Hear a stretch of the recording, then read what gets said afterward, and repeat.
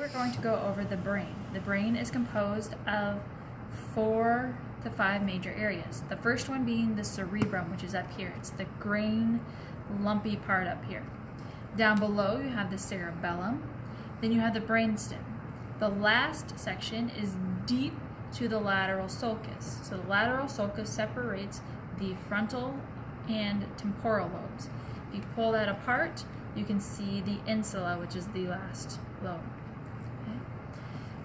The cerebrum is divided into 2 hemispheres. Those hemispheres are separated by the longitudinal fissure, which is a sagittal plane. The cerebrum also has lobes, and they are named for the bone that they sit below. So up here on the front is the frontal lobe, and it sits below the frontal bone. On the sides towards the back is the parietal lobes. Then you have the temporal lobe, and in the very back above the cerebellum, you have the occipital lobe. So let's go ahead and take this apart and take a peek at the inside. So up here again, you can see the cerebrum. Down here is the cerebellum, and this is the brainstem. The section in between the cerebrum and the brainstem is referred to as the diencephalon. The diencephalon is composed of a couple different structures. You have here in the center the thalamus with the intrathalamic adhesion. Just below that in this region here is the hypothalamus.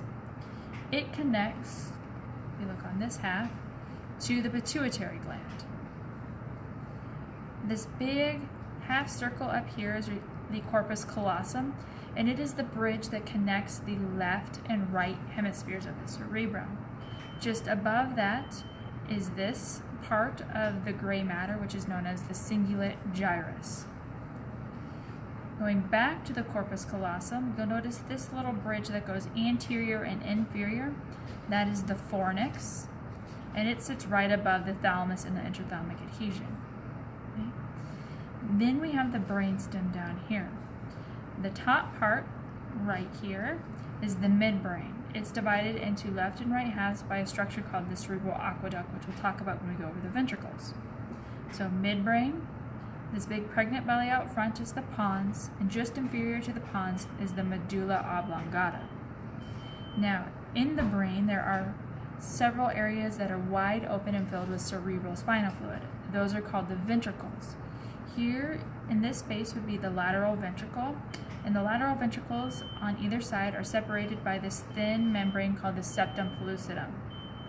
The third ventricle sits around the thalamus and drains into the fourth ventricle back here. Connecting the third ventricle to the fourth ventricle is that little tube, which is the cerebral aqueduct. It continues on down the spinal cord as the central canal.